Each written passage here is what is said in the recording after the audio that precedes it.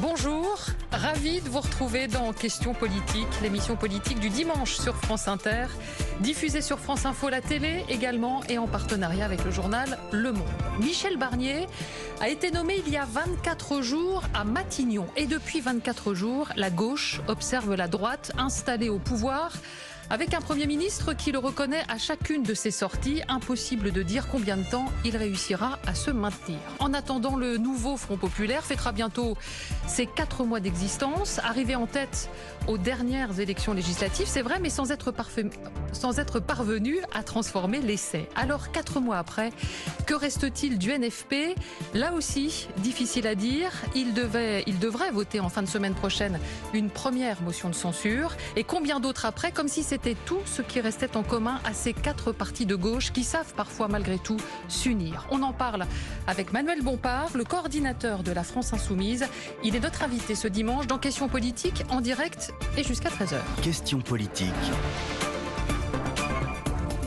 Karine Bécard sur France Inter. Bonjour Manuel Bompard. Bonjour. Merci d'avoir accepté notre invitation. Merci de votre invitation. À mes côtés pour vous interviewer, comme chaque dimanche, Nathalie Saint-Cric de France Télévisions et Françoise Fressos du journal Le Monde. Bonjour à toutes les deux. Bonjour. Bonjour.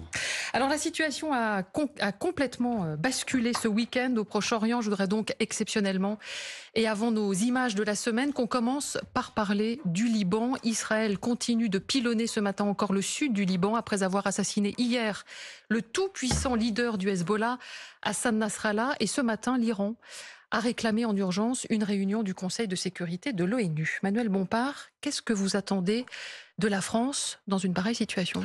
J'attends de la France qu'elle fasse entendre une voix de paix et donc elle mette sur la table les moyens qu'elle a à sa disposition pour faire arrêter la fuite en avant et l'escalade dans laquelle s'est engagé le gouvernement israélien. Le dit depuis plusieurs Madame, jours, mais qu'est-ce qu'elle a comme moyen d'intervention? Vous avez raison, c'est la grande question.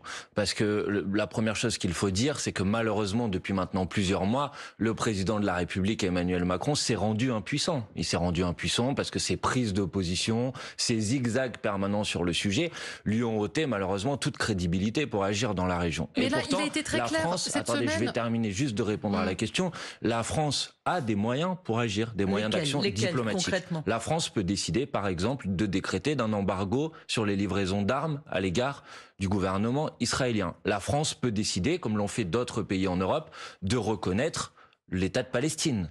La France peut décider de prendre des sanctions économiques à l'égard du gouvernement israélien. La France peut agir au niveau de l'Union européenne pour suspendre l'accord d'association qui existe aujourd'hui entre l'Union européenne et l'État israélien. Il faut qu'il y ait des conséquences économiques, politique à cette forme d'impunité dont dispose aujourd'hui le gouvernement de M. Netanyahou et qui nous conduit à une guerre généralisée dans la région. Mais Monsieur Bompard, est-ce qu'on n'est pas en train de prendre les choses à l'envers? On a parlé de l'assassinat d'un des plus grands chefs des terroristes qui a depuis un certain nombre d'années. On en a été victimes, nous, au Liban, au moment de l'opération du Drakkar, 58 Français qui ont été tués. Et finalement, est-ce que vous ne répondez que sur Israël? Est-ce que dès le 8 octobre, après le 7, le Hezbollah commence à attaquer aussi Israël? C'est quelqu'un qui est connu quand même, qui est soutenu par les Iraniens, qui est armé par les Iraniens et qui est un terroriste. Et tout ce que vous dites, c'est il faut boycotter Israël. On m'a posé une question. On vous a demandé aussi une réaction. On m'a posé une question sur ce que la France doit faire et j'ai donc répondu sur ce que la France devait faire. Et je vois bien que la focalisation exclusive du traitement de la question autour du Hezbollah vise à masquer la réalité des bombardements de l'armée israélienne. Depuis le début de la semaine, madame, il y a eu 700 personnes qui sont mortes. Je peux pas vous laisser dire ça. Non, mais je ne parle pas de vous, je parle de la focalisation du traitement, et y compris de la réaction du gouvernement israélien qui veut donner le sentiment qu'il ne s'attaque qu'au Hezbollah. Mais je vais vous poser une question. Quand une femme française, sur laquelle je veux avoir un mot quand même, a été tuée à Beyrouth dans les bombardements de l'armée israélienne. Elle avait 87 ans, madame. Elle occupait quelle fonction dans l'appareil militaire du Hezbollah?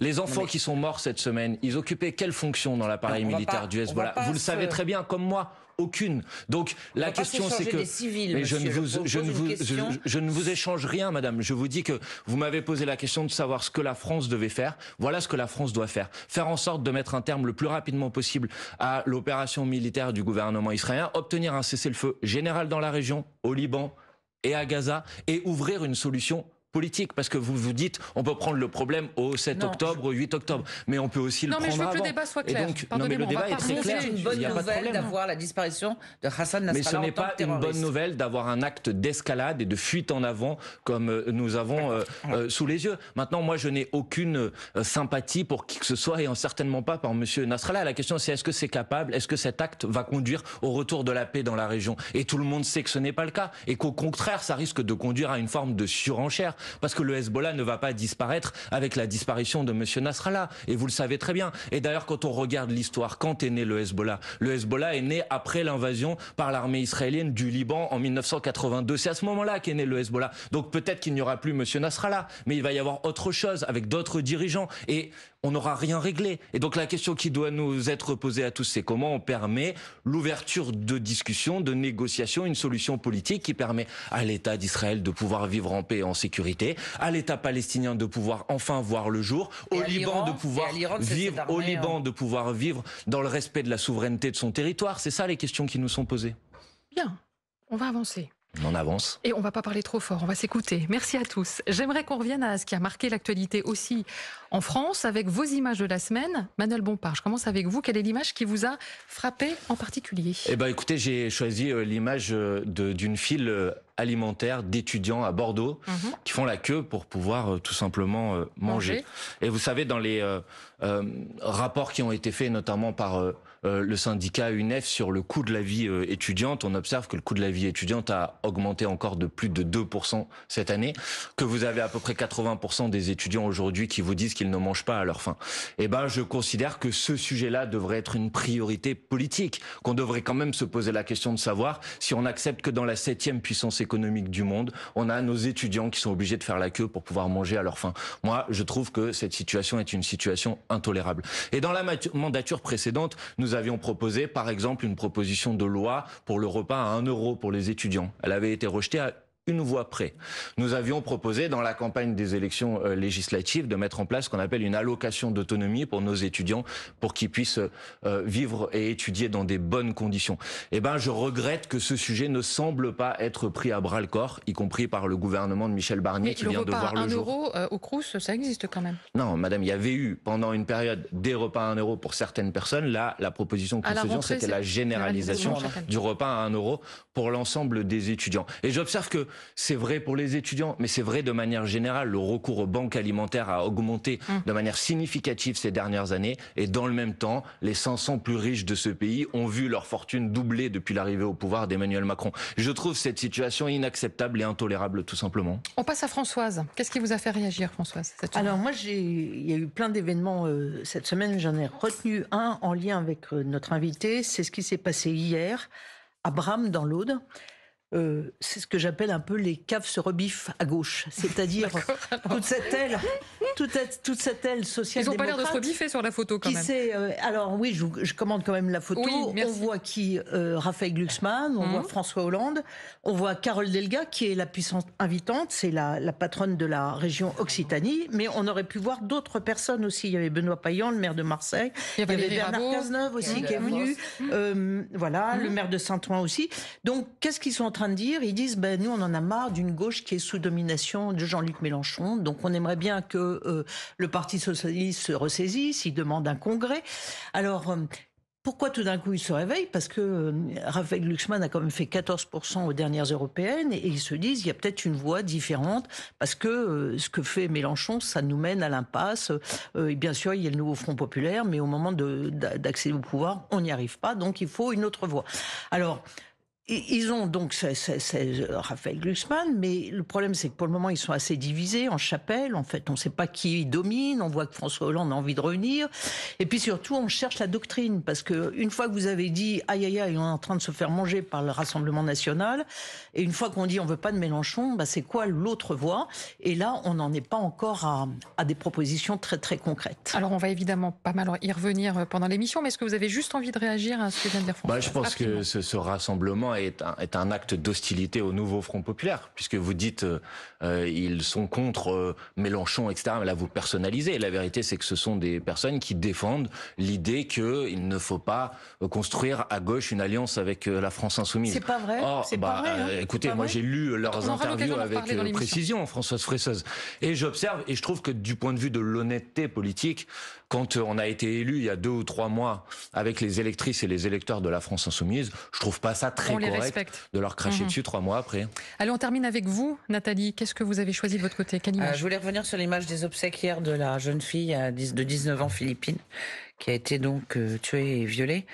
Avec toutes les polémiques qu'il a pu y avoir, je voulais d'abord revenir en disant que c'était d'abord évidemment un drame, deuxièmement évidemment un cocktail explosif, et que ça méritait probablement mieux que de s'envoyer à la figure d'un côté le laxisme de la justice et de l'autre côté la droite sécuritaire, et en gros d'être instrumentalisé et d'être utilisé. Toutefois, le meilleur moyen, à mon avis, d'éviter l'exploitation politicienne ou la récupération, ça serait de regarder de près la mission flash qui a été demandée à l'Assemblée. C'est-à-dire, en gros, on regarde vite ce qui a bugué. Et éventuellement, sans hystérie, sans en tirer des grandes conclusions, se demander s'il n'y a pas quelque chose qui ne s'est mal passé. Est-ce qu'on ne peut pas demander les laissez-passer consulaires avant la sortie de prison d'un certain nombre de personnes qu'on veut expulser? Peut-être peut-on gagner du temps et éviter ces fameux 3 jours. Est-ce qu'il ne faut pas un juge unique ou quelqu'un qui coordonne la procédure? Alors, j'ai bien entendu la demande d'aide médico-sociale pour les personnes et de dire que si on avait plus de moyens, on les aiderait. Il y a certes ça, mais je suis persuadée que si on était capable de ne pas faire de la politique sur ce sujet et d'essayer de voir comment toutes les bonnes volontés peuvent se faire, c'est peut-être un peu angélique et un peu crétin, mais est-ce qu'une durée de rétention est allongée? Oui, non. Est-ce que ça marche? Il y a d'autres pays européens. Comment on fait les choses? Est-ce qu'il ne peut pas y avoir un recours suspensif des préfets quand les CRA, les centres de rétention administrative, veulent libérer les personnes? Voilà, c'était donc ni un coup de gueule, ni une façon de se draper dans sa dignité, mais de dire que pour des sujets comme ça, quand on voit la famille, et ça serait n'importe quelle autre famille, ça serait pareil, peut-être qu'il faut regarder les choses de près, sans hystérie. Le débat est parfaitement posé, Manuel Bompard. Oui, il y a beaucoup de choses dans ce que vous avez dit. Il y a beaucoup. Mais est-ce que ça veut dire qu'il faut changer notre arsenal juridique? Est-ce qu'il faut l'améliorer? Je vais répondre. D'abord, je vais dire que, bien évidemment, comme beaucoup de Françaises et de Français, j'ai été bouleversé par ce drame. C'est une évidence, et j'ai été très gêné aussi, comme vous, comme ce que vous venez de dire, par le fait que assez vite le débat politique est venu se greffer en quelque sorte sur cette situation dramatique. Et de mon point de vue, en ne posant pas toujours les bonnes questions. Vous en avez posé un certain nombre, mais il y en a d'autres que vous n'avez pas posé. C'est le 104e féminicide cette année, en 2024. Et je pense que ça doit nous poser la question de savoir comment on peut accepter que une personne, quelle que soit sa nationalité d'ailleurs, qui a été condamnée pour viol, immédiatement à la sortie de prison, se retrouve en quelque sorte en liberté, même si elle était de nationalité française, avec la possibilité de recommencer, sans aucun suivi, sans aucun contrôle. Qu'il y ait eu un dysfonctionnement administratif sur la question précise des OQTF, ça semble être une évidence. Et moi, j'ai pas de difficulté à ce qu'on enquête pour comprendre pourquoi. Mais je pense que si on ne répond à la question que à travers cette question-là, à mon avis, on omet toute une dimension, qui est la question du suivi en prison, qui est la question du suivi après la prison, la question de comment on empêche la récidive, la question de la culture du viol de manière générale. Toutes ces questions-là, on peut aussi les poser sans hystérie dans le débat, j'ai pas de difficulté avec ça, mais parce que ce sont des questions importantes. Vous êtes un élu politique, là vous posez beaucoup de questions, quelles sont les réponses? Donc attendez, je vais jusqu'au bout de... Ouais, voilà. Non, je réponds pas, je pose la question. Vous posez la question de la dangerosité et comment on gère cette dangerosité, vous n'y répondez pas. Et la deuxième, c'est vous parliez des OQTF, donc les obligations de quitter le territoire. On fait quoi? Là, la droite propose de passer de 90 jours à 135. Est-ce que ça vous semble être éventuellement une solution? Non. Mais non, madame, parce que il faut quand même comprendre que dans ce qu'on appelle les centres de rétention administratifs, vous avez la quasi-intégralité des gens, l'essentiel des personnes qui sont dans des centres de rétention administratifs aujourd'hui qui n'ont commis aucun délit. Vous avez parfois des enfants, vous avez parfois des familles qui sont juste des déboutés du droit d'asile. Et ces personnes-là, vous n'allez pas les maintenir enfermés. C'est déjà un scandale qu'on enferme des enfants dans des centres de rétention administratifs. Alors spécial pour les personnes dangereuses. Laissez-moi juste répondre, s'il vous plaît. Regardez, par exemple, là, la durée maximum en centre de rétention n'avait pas été excédée. Elle n'avait pas été excédée. Il y a eu une décision de ne pas... Donc ce n'est pas la réponse à la question qui est posée de mon point de vue. Vous me demandez des réponses. Moi, je dis par exemple, et j'assume de dire que, à mon avis, la question par exemple de l'accompagnement socio-judiciaire, de la probation, de services de probation, des services pénitentiaires. Aujourd'hui, on vous dit par exemple que si vous voulez être dans la moyenne des standards européens, il faut doubler les effectifs de ce qu'on appelle le SPIP, le service de protection. Ça veut dire quoi? Il y en a combien aujourd'hui? Il en faudrait combien? Ça veut dire qu'il faut multiplier par 2 les effectifs. Et il me semble quand même qu'on peut quand même y répondre. Le budget de la justice aujourd'hui est beaucoup trop léger. Et dire ça, madame, c'est pas juste dire des généralités et des banalités. Non, mais c'est simplement la réponse de la gauche qui, en général, on met plus de moyens. Il faut les aider plus. Non, il faut les mettre au bon endroit. Il y a aussi un moyen, une façon répressive de considérer que quelqu'un qui est de nationalité étrangère et qui a commis des crimes ou délits sur le territoire doit Mais c'est déjà prévu par la loi. Donc là, il y a eu manifestement un dysfonctionnement. Mais moi je pense, et j'assume ce débat, il faut arrêter de faire croire aux gens que fermeté veut dire efficacité. Vous pouvez doubler les peines de prison, mais aujourd'hui 80% des gens qui font de la prison ferme récidivent. C'est ça notre question. Et là, malheureusement, et c'est très difficile de parler... Donc il faut des accompagneurs auprès de chaque personne récidiviste, comment on fait? Bien évidemment, et il existe par exemple en prison ce qu'on appelle des plans de prévention des risques avec des personnes qui sont à risque, parce que tout le monde sait que par exemple une personne qui a été condamnée pour viol, la première année après sa sortie de prison, c'est une année à risque. Et ces plans de prévention des risques, ils sont souvent... Attendez, laissez-moi aller jusqu'au bout, si vous voulez bien, d'une réponse. Mais ces plans de prévention des risques, par exemple, la plupart du temps, ils ne sont pas mis en œuvre. Et ils ne sont pas mis en œuvre parce que les effectifs pour les mettre en œuvre ne sont pas suffisants. Et je ne crois pas que dire ça soit esquiver le cœur du sujet. Parce que, bien sûr que ce drame-là génère beaucoup d'indignation et il me bouleverse. Mais il me bouleverse au même titre que les 103 autres féminicides qui ont eu lieu cette année. On vous a entendu sur que ça. Malheureusement, on n'a pas suffisamment sans doute évoqué, sur lesquels on ne s'est pas posé la question de savoir comment ça ne se reproduisait pas à nouveau. Et il y a une question aussi très large, qui est la question de la culture du viol de manière générale. Et de ce point de vue-là, le procès de Mazan auquel on est en train d'assister dit... Mais non, je ne mélange pas tout, madame. La question de la culture du viol, c'est une question qui est une question très importante. Comment vous pouvez comprendre, et ça devrait tous nous interroger sur notre société, comment vous pouvez comprendre qu'il y ait autant d'hommes qui aient accepté de participer? Comment vous pouvez comprendre qu'il y ait personne qui ne l'ait... Non, vous pouvez considérer que ça n'a aucun lien avec... On va essayer de faire une émission claire. Et donc là, on est en train de tout mélanger. Je voudrais juste revenir sur... Non, madame, excusez-moi, on ne mélange pas tout. Excusez-moi, on parle d'une personne qui d'abord a été condamnée pour viol, qui a fait 5 ans de prison, qui a été condamnée à 7 ans, qui a fait 5 ans de prison, et qui finalement a recommencé et en plus a accompagné son viol d'un meurtre, manifestement. Donc non, je ne crois pas qu'on mélange tout. Je voudrais revenir sur un dernier point, que vous avez abordé en disant, voilà, il faut plus de moyens, il faut plus de moyens humains, il faut plus de moyens financiers.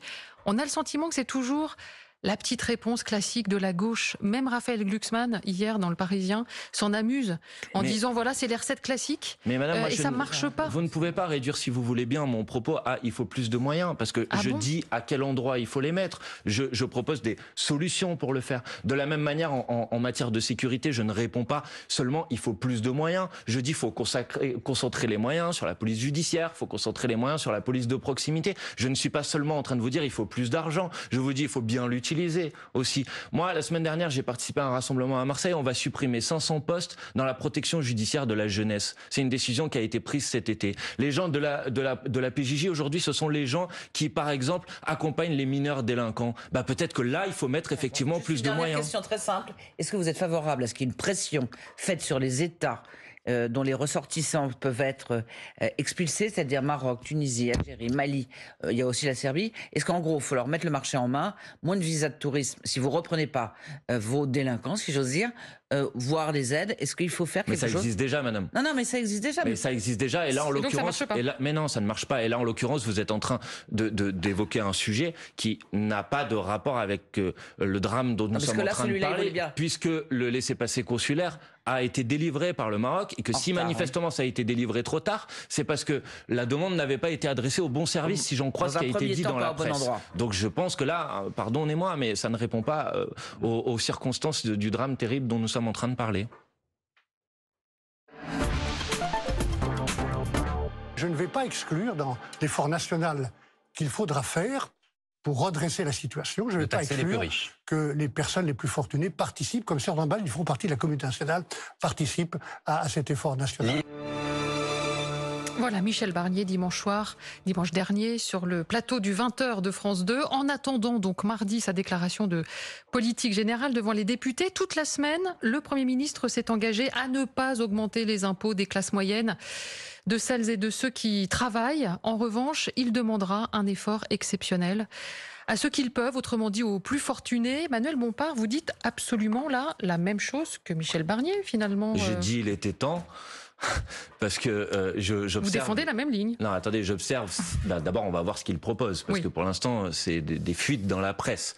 Mais j'observe que, par exemple, parmi ces pistes qui seraient sur la table aujourd'hui, il y a le fait de rehausser pour les plus grosses entreprises le niveau d'impôt sur les sociétés. Bon, la question qu'on pourrait quand même se poser, c'est qui l'a baissé ? C'est Emmanuel Macron. Oui, mais enfin, vous validez ça aussi. D'accord, mais moi je suis pour cette mesure-là. Je n'ai pas de difficulté avec ça.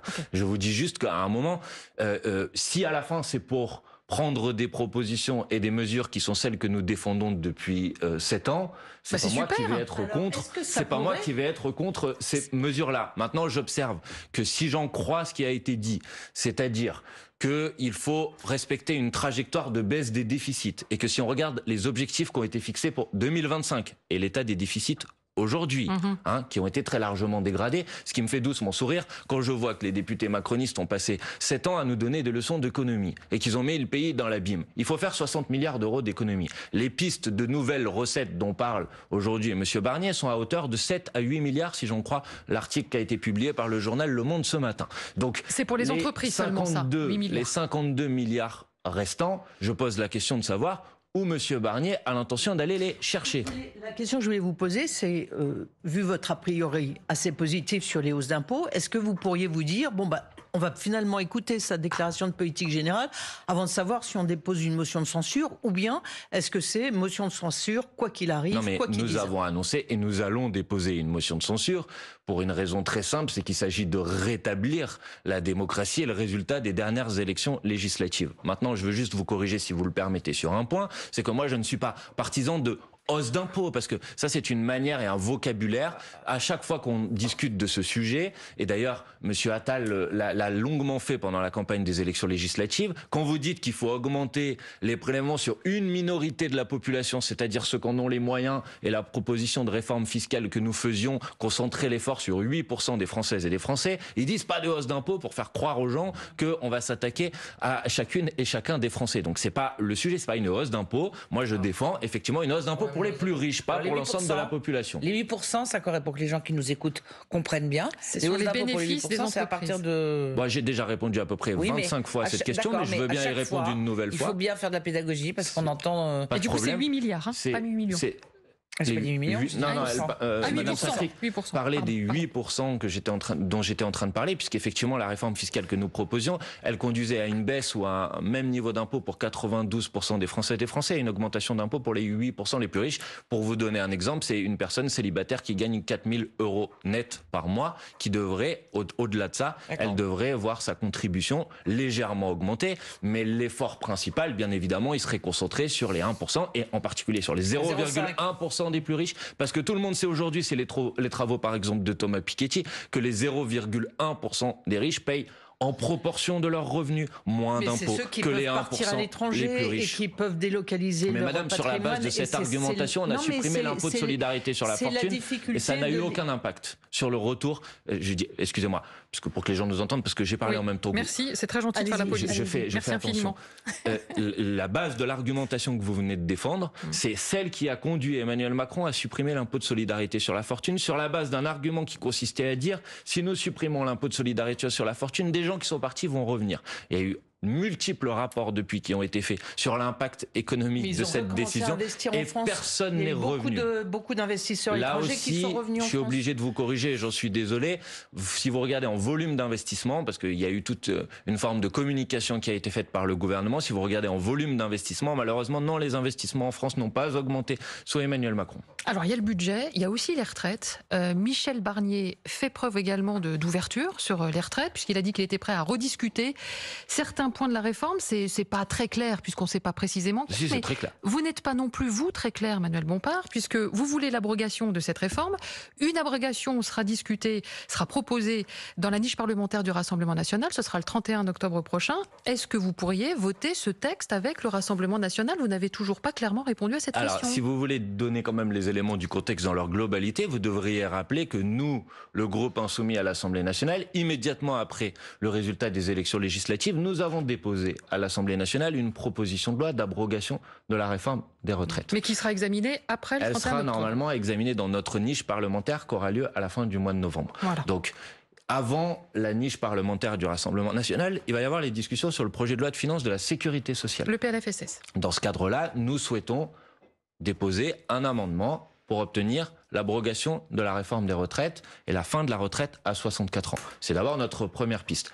Ensuite, si nous n'y parvenons pas, alors il y aura la niche du Rassemblement national et alors notre groupe parlementaire se réunira et décidera et déterminera collectivement sa position sur ce sujet. Mais effectivement, notre décision n'est pas encore prise. En tout état de cause, nous ferons tout ce que nous pouvons pour obtenir l'abrogation de la réforme des retraites. Mais il est évident qu'il y a une forme de piège, et qu'il y a une forme d'exercice d'hypocrisie totale dans la proposition du Rassemblement national. Est-ce que vous avez oublié, moi je ne l'ai pas oublié, que pendant la campagne des élections législatives, Jordan Bardella avait dit non mais l'abrogation de la réforme des retraites, ça ne sera pas notre première mesure, ça ne sera pas notre priorité. Ça ne sera pas notre priorité. Et il avait commencé d'ailleurs petit à petit à évacuer un certain nombre de mesures de son programme. Sur la retraite, la vérité, c'est que si la proposition de loi du Rassemblement national est votée dans sa niche parlementaire, c'est un coup posé, mais qui n'aura aucune suite parce que personne ne reprendra cette proposition au Sénat. Nous allons déposer notre proposition de loi dans le cadre de notre niche parlementaire et les groupes de gauche du Sénat se sont déjà engagés à reprendre ensuite cette proposition de loi au Sénat. Parce que, pour que les gens qui nous écoutent le comprennent, pour obtenir l'abrogation, il faut un vote de l'Assemblée et du Sénat. Donc, est-ce que vous pensez que les auditeurs comprennent que vous dites on va censurer Barnier, quoi qu'il dise, et que vous disiez également, si c'est une proposition RN pour abroger les retraites, on ne va pas voter avec eux. J'ai pas dit ça. Non, mais ce côté... Non, je vous ai dit qu'on n'avait pas encore pris la décision, tout simplement. Je vous ai pas dit. Mais vous avez déjà pris la décision sur la déclaration de politique générale, vous avez censuré, c'est ça que vous voulez dire, Nathalie. Si c'est pour la bonne cause, on est prêt à voter avec... Ah bon, bizarrement, pourtant, il s'apprête à ne pas censurer le gouvernement de Michel Barnier. Pas tout de suite. Non, mais c'est intéressant quand même. Il y a eu une campagne des élections législatives qui a été menée dans lequel M. Bardella et les candidats du Rassemblement national ont dit partout dans le pays, votez pour nous, c'est permettre la rupture avec Emmanuel Macron et la mise en œuvre d'une autre politique. Et aujourd'hui, le Rassemblement national sert de béquille à la poursuite de la politique macroniste en France. Je pense quand même que ça devrait intéresser ses électrices et ses électeurs. D'ailleurs, vous avez l'habitude de citer les sondages. J'observe que 70% des électeurs du Rassemblement national sont contre le gouvernement de Michel Barnier. Vous avez remarqué? Mais pourtant, c'est les députés du Rassemblement national qui vont permettre à ce gouvernement de pouvoir continuer à mettre en place sa mauvaise politique. Je trouve que c'est une information qui mérite d'être connue. Est-ce que vous écouterez la déclaration de politique générale de Michel Barnier mardi? Est-ce que vous serez dans l'hémicycle? Bien sûr. Bien évidemment. Mais j'observe que le gouvernement de M. Barnier est marqué d'une forme d'illégitimité par le fait qu'il n'est pas le résultat des dernières élections législatives. Je rappelle que M. Barnier est issu d'une famille politique qui a fait moins de 6% des voix aux dernières élections législatives, que plus de la moitié des ministres de plein exercice de ce gouvernement sont issus du bloc macroniste qui a perdu les élections européennes, puis les élections législatives, et que c'est ce gouvernement, alors que c'est un gouvernement de perdants, qui est en charge de la politique de la nation. Et c'est un gouvernement qui obéit aujourd'hui au doigt et à l'œil, on l'a vu encore cette semaine, des injonctions de Madame Le Pen, alors qu'il y a eu une mobilisation puissante dans le pays au deuxième tour de l'élection législative pour empêcher l'extrême droite de s'emparer du pouvoir. Quand vous voyez cette situation qui est effectivement très désappointante pour la gauche, est-ce que vous dites pas, finalement, on a quand même une part de responsabilité? J'attendais votre question. Non, parce que au lieu de dire... Vous n'êtes pas très original. C'est tout à prendre ou tout à faire et on ne fait pas de concessions. Mais on n'a jamais dit ça. Au début, c'est ce que vous avez dit. Et après, vous avez un peu assoupli votre position. Je vais vous répondre. Je vous laisse finir votre question. Au fond, est-ce qu'il ne vaut pas mieux essayer d'avoir des acquis un peu moins spectaculaires, peut-être corriger la réforme des retraites plutôt que de l'annuler complètement, au lieu de se retrouver dans cette situation d'opposition qui, au fond, énerve tout le monde, mais donne pas de satisfaction? Mais d'abord, Françoise Fressos, franchement, il y a une seule personne dans ce pays qui est responsable du fait qu'il n'y a pas de gouvernement du nouveau Front populaire aujourd'hui. Elle a un nom, elle a une adresse, elle s'appelle Emmanuel Macron et elle habite à l'Élysée. Vous l'avez appelé, c'est votre vision, mais il y a une partie de la gauche qui dit non. On a une part de responsabilité parce que tout le monde dit la pas même chose, c'est que c'est Emmanuel Macron qui a décidé de manière unilatérale et solitaire de s'asseoir sur le résultat des élections législatives et de nommer M. Barnier comme Premier ministre. Pour le reste, qu'est-ce que nous avons dit? Et pas, on n'a rien adouci du tout, on a dit ça depuis le début. On a dit, le nouveau Front Populaire est arrivé en tête puisqu'il dispose du plus grand nombre de députés à l'Assemblée nationale. C'est donc le nouveau Front Populaire qui doit constituer un gouvernement. Et la base de ce gouvernement, c'est le programme du nouveau Front Populaire. Voilà ce que nous avons dit. Nous avons dit c'est tout le programme. Rien que tout le programme et que ça. Eh ben oui. C'est une façon vachement ouverte. Mais pas du tout, madame. La base du gouvernement du nouveau Front Populaire, c'est son programme, bien évidemment. Qu'est-ce que vous voulez que je vous dise d'autre? Et ensuite, nous avons dit aussi que dans une situation de majorité relative, il était évident que l'objectif devait ensuite être de convaincre des majorités de députés à l'Assemblée nationale et que ça nécessitait sur un certain nombre de sujets des compromis. On n'a jamais dit l'inverse. On a dit ça depuis le début. Lucie Castet a écrit « Mais si, madame, parce que vous confondez la question du programme de gouvernement et la nécessité d'aller chercher des majorités de députés à l'Assemblée nationale pour voter des mesures. En fait, vous confondez pas. Vous faites semblant de confondre pour donner une forme de justification au coup de force totalement hallucinant et antidémocratique du président de la République, Emmanuel Macron. Ce qui devrait vous indigner, c'est ça. Ce qui devrait vous indigner, c'est que la formation politique qui a gagné les élections se retrouve à ne pas gouverner et qu'à la place, vous avez un Premier ministre de ceux qui sont arrivés derniers aux élections législatives. C'est ça qui devrait vous indigner. On va pas refaire toute l'histoire qu'on connaît par cœur depuis 4 mois. Voilà.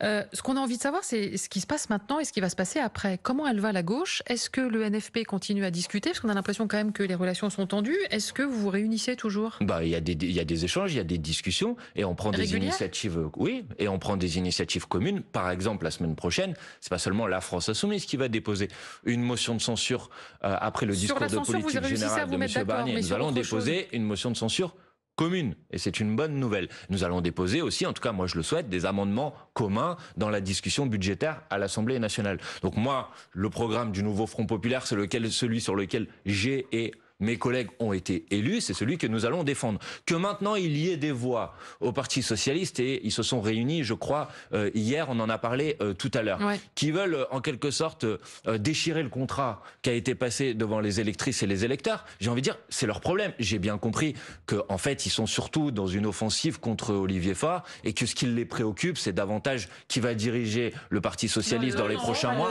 plutôt que qui va diriger le pays. Voilà, moi, excusez-moi, ce qui m'intéresse, c'est qui va diriger le pays et quelles politiques vont être mises en place pour essayer de répondre aux questions des Françaises et des Français. Ça peut les intéresser parce qu'ils votent, ils ont une culture démocratique au PS, donc ils peuvent avoir envie d'un congrès, d'ailleurs c'est dans leur statut. Mais ils font ce qu'ils veulent, ça c'est leur problème. Je vais vous demander quelle était votre réaction à la sortie du Grand Sommeil de Raphaël Glucksmann. C'est-à-dire qu'il a gagné le 14, enfin il a fait 14%, pas il a gagné, il est arrivé en bonne position. En troisième position à 13,8%. Et depuis on l'a pas entendu, ce qui vous a largement permis de prospérer. Comment est-ce que vous réagissez donc à ce réveil ce week-end? Alors voilà, je précise, on l'a vu, très long papier dans Libération vendredi matin, et puis hier matin il était dans le Parisien. Mais bon, et la semaine prochaine il fait sa rentrée politique. Il voulait porter les couleurs de la gauche éventuellement en 2027, que c'était pas les mêmes que les vôtres et qu'il fallait il y a de la concurrence à gauche. Mais madame, je sais pas, il y a quelque chose qui s'appelle le nouveau Front Populaire que nous avons constitué ensemble, qui a remporté le premier tour des élections, les élections législatives, qui dispose du plus grand nombre de députés et qui aujourd'hui s'est vu confisquer le pouvoir par une décision solitaire du président de la République. J'ai compris, attendez, je vais aller au bout de la réponse à votre question si vous voulez bien. Donc moi la question qui m'est posée, c'est que je sais bien que le gouvernement de Michel Barnier a une durée de vie limitée. D'ailleurs, ça devrait vous intéresser. Tous les ministres cumulards, là, président du conseil de départemental de l'Essonne, ils gardent tous leur mandat. C'est qu'eux-mêmes, ils savent que ça va pas durer très longtemps. Donc la question qui est posée, c'est à partir du moment où ce gouvernement va tomber, parce qu'il va tomber à un moment, la question que je pose, c'est qui va pouvoir ensuite gouverner? Moi, je souhaite que ça soit Lucie Castet, puisque c'est la candidate que nous avons proposée. Et puis, s'il doit y avoir une nouvelle dissolution à l'Assemblée de l'Assemblée nationale, je souhaite que le nouveau Front Populaire gagne encore plus de sièges pour que le président de la République puisse pas à nouveau faire ce type de coup de force. Et si ça, c'est impossible parce que c'est le président de la République qui est mis en cause lui-même parce qu'il est dans l'incapacité de garantir un gouvernement pour le pays et qui s'en va, et ben dans ce cas-là, il y aura une nouvelle l'élection présidentielle. En gros, vous dites rester unis derrière LFI parce qu'il faut se préparer à la prochaine dissolution le plus vite possible. C'est ce que vous dites. Non, je ne dis pas derrière LFI. Ça, c'est votre manière d'essayer de présenter les choses. Moi, je dis rester unis derrière le programme du nouveau Front Populaire, parce que c'est le programme du nouveau Front Populaire qu'a récolté... La destitution du président Macron, c'est bien vous qui l'initiez. Ça, c'est une initiative de la France Insoumise et d'autres parlementaires. Nous sommes 81 à l'avoir décidé. Et Raphaël Glucksmann dit, nous, on n'est pas du tout dans cette vision-là. Nous, on est que le mandat est à terme, on n'est pas dans la destitution. Est-ce que c'est pas un clivage profond? Ah bah si, c'est vrai, c'est un clivage important, puisque en ce qui me concerne, je pense que plus vite le président de la République n'occupera pas sa fonction, et plus vite et mieux ça sera pour les Françaises et les Français, le plus rapidement possible. Donc si monsieur Glucksmann et d'autres partis socialistes veulent servir en quelque sorte de personnes qui permettent à Emmanuel Macron de maintenir son pouvoir, je le regrette, c'est pas ma position et c'est pas mon point de vue. Attendez, j'en profite pour faire une parenthèse. Il y a beaucoup de questions, je sais pas, vous êtes payé au nombre de questions que vous Exactement, nous sommes payés au nombre de questions et on est payé pour rester tranquille et échanger et s'écouter. Pour l'instant, tout va très bien. Une parenthèse sur la motion de destitution qui marche pas très bien quand même. Ah bon? Je sais pas. J'ai regardé le nombre, la pétition que vous avez lancée, le nombre de signatures que vous avez. Alors combien il y en a? 350 000. C'est pas mal, non? Je sais pas, par exemple, un RIP, un référendum d'initiative partagée, il faut 4,5 millions de personnes. Pour une initiative qui a été lancée, initiative qui a été lancée il y a 3 semaines, moi je trouve ça pas mal. Mais ce que je vous propose, vous savez, c'est faites une pétition de soutien à Michel Barnier, et puis quand elle aura 350 000 signataires, on en reparlera. Donc maintenant, vous me dites la motion de destitution ne va pas très fort. Excusez-moi, la motion de destitution, il y avait plusieurs étapes à franchir. La première, c'est qu'il fallait que ça soit déposé par au moins 1/10 des députés. Ça a été le cas. Nous sommes 81 députés à avoir déposé cette motion de destitution. Vous dites ça ne va pas très fort. La semaine dernière, il s'est passé un événement qui aurait dû vous intéresser, sans précédent, inédit dans l'histoire de la Ve République. Ve République qui avait hier 66 ans. Depuis 66 ans, il n'était jamais arrivé le fait qu'une motion de destitution passe l'étape de la validation par le bureau de l'Assemblée nationale. Mais ça n'ira pas Donc, plus loin. Au contraire, elle va très fort. Ça n'ira pas plus loin parce que le PS... Et il y aura mercredi en commission des lois un premier débat sur la motion de destitution et ensuite il y en aura un deuxième dans l'hémicycle. Moi j'appelle les citoyennes et les citoyens à interpeller leurs députés pour leur demander de voter cette motion de destitution. D'habitude vous citez les sondages. Là c'est bizarre que vous ne les citiez pas. Vous voyez, vous êtes tous seuls à les citer. Nous, ça nous intéresse plus de 50% des Français disent qu'ils sont d'accord avec la motion de destitution d'Emmanuel Macron. C'est plutôt pas mal, non? Même le PS, même les socialistes, parce que les socialistes ils sont pas d'accord. Il y a une majorité des électrices, selon ces mêmes sondages, il y a une majorité des électrices et des électeurs du Parti socialiste qui soutiennent la motion de destitution, bien évidemment. Pourquoi il n'y a pas le grand mouvement populaire que vous attendez derrière la destitution s'il y a eu un coup de force démocratique? Comment vous analysez la situation politique aujourd'hui? Je pense qu'il y a beaucoup de gens qui sont soit en colère parce qu'ils ont l'impression, ils comprennent pas. Moi, je peux vous dire, les citoyennes et les citoyens sur ma circonscription, ils disent on comprend pas. On a voté pour vous, on a voté à gauche, c'est un Premier ministre de droite. Qu'est-ce qui se passe? Donc les gens, ils sont en colère.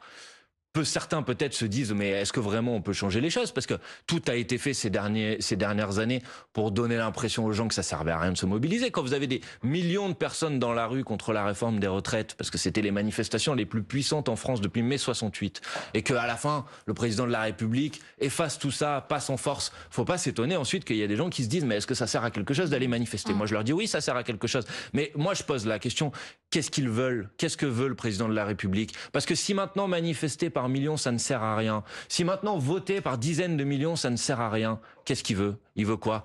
Moi je pense que quand on est attaché à la République, quand on est attaché à la démocratie, on doit tenir compte des moyens d'expression populaire massifs et pas les effacer comme ça d'un revers de la main. Nathalie, parce qu'il y a quelque chose qui a l'air d'empoisonner la droite comme la gauche, c'est la présidentielle.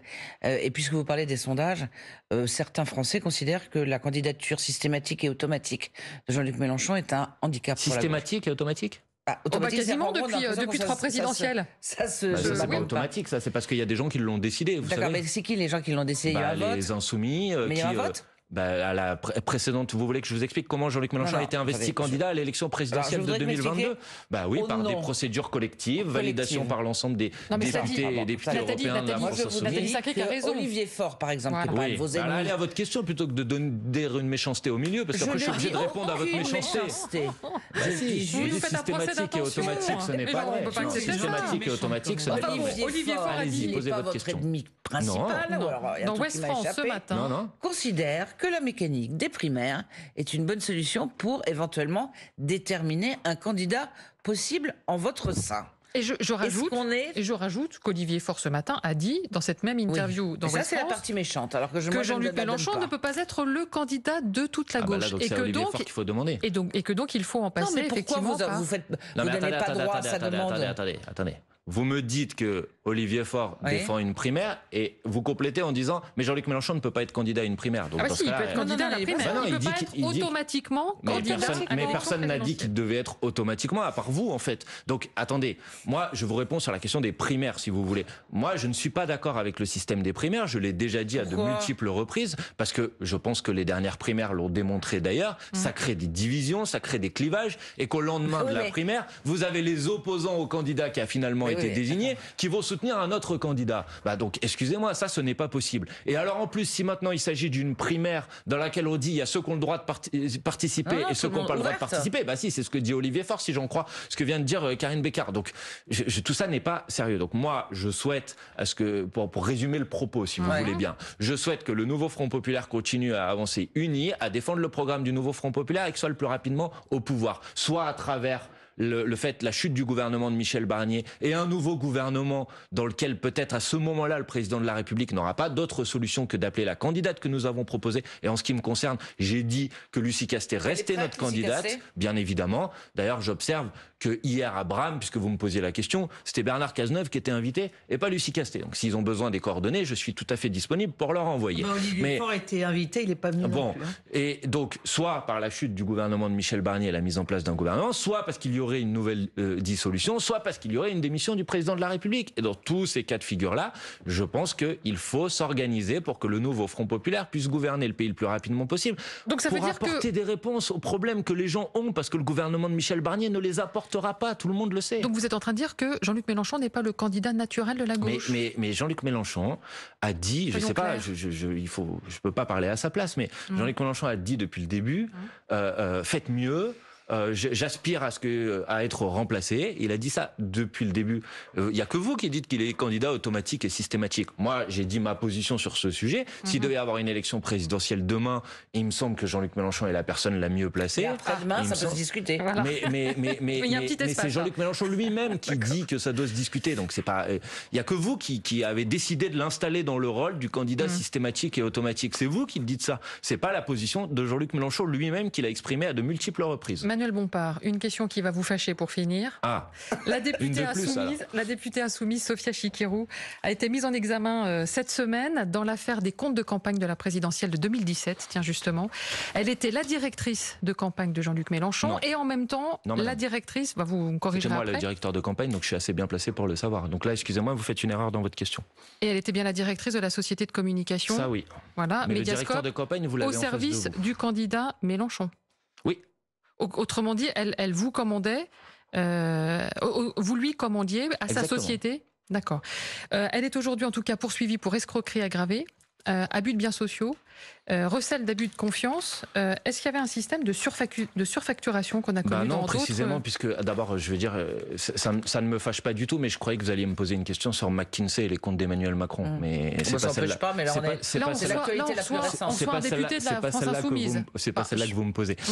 Mais pour le reste, il n'y a bien évidemment aucune surfacturation. D'ailleurs, dans les motifs de la mise en examen que vous venez d'évoquer, la surfacturation n'apparaît pas, alors que depuis 7 ans, on nous dit qu'il y a eu des surfacturations. Or, la vérité, c'est qu'il n'y a eu strictement aucune surfacturation, que toutes les preuves ont été données, que les prestations qui ont été facturées à cette société de communication l'ont été dans les prix du marché. Et aujourd'hui, les raisons en particulier de la poursuite de Sophia Chikirou, c'est le fait qu'elle aurait entreposé une cafetière et un écran chez elle pendant que les locaux de sa société étaient en cours de rénovation. Si, ça c'est dans le dossier, Karine Bécard. Ça me paraît... Maintenant, je dis aux gens qui nous écoutent, parce que je vois bien comment il y a une manière d'essayer de salir. Sophia Chikirou, elle a donné des réponses à toutes les accusations qui sont portées contre elle sur son blog. Je leur dis, allez les consulter et vous ferez une effet.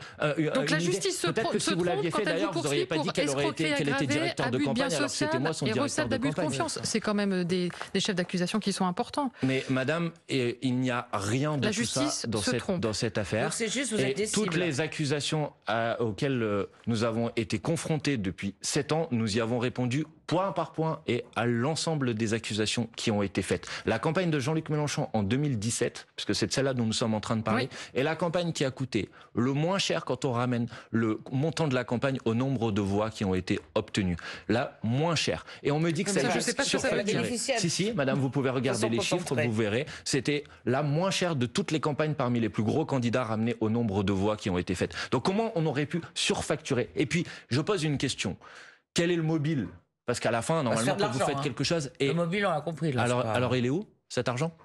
Je ne sais pas, se faire une caisse noire pour la mais prochaine... Mais elle est où, cette caisse noire, madame? Attendez, je vais pas les comptes de cette société, ils ont été surveillés, ils ont été bouclés. Il n'y avait pas d'argent. C'est-à-dire qu'en l'occurrence... Qu'est-ce que vous racontez? Visiblement, ce qu'on a vu, c'est que les bénéfices sont allés essentiellement dans la poche de Sophia sans aucun mobile, sans aucune motivation, donc, et qui visent juste, comme on est en train encore une fois de l'en faire la démonstration sur ce plateau, qui visent juste à essayer de nous salir et à nous faire passer pour des gens malhonnêtes, alors que nous avons toujours respecté la loi dans son intégralité. Maintenant, j'ai répondu à vos questions. Je dis aux gens qui nous écoutent, si vous voulez avoir des réponses à ces questions parce que vous avez un doute, allez consulter les réponses sur le site de Sophia Chikirou. Elle a répondu à l'ensemble de ces accusations. Joue-t-elle dans ces cas-là? Puisque vous nous dites à qui ça profite, est-ce que les juges sont bien quand ils s'attaquent à Marine Le Pen et à l'affaire des assistants parlementaires ou sous François Bayrou? Le procès commence demain. Est-ce qu'elle devient folle quand elle s'attaque aux insoumis? Je ne suis pas là pour faire des caractérisations sur la justice. Non, je vous dis que, si en l'occurrence, sur les reproches dont vous évoquez et qui nous sont formulés de manière très imprécise, comme vous venez d'en faire à nouveau la démonstration. Écoutez, franchement,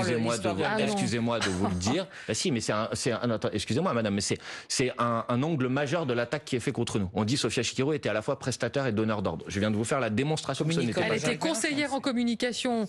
Donc elle n'était pas donneuse d'ordre. Donc si vous voulez, on peut étaler le dossier ici et répondre. Mais moi j'ai des réponses point par point à l'ensemble des accusations que vous voulez formuler contre nous. Et ces accusations, nous les avons déjà données et je vous invite à aller consulter les réponses à ces accusations. Merci Manuel Bompard. Merci à vous.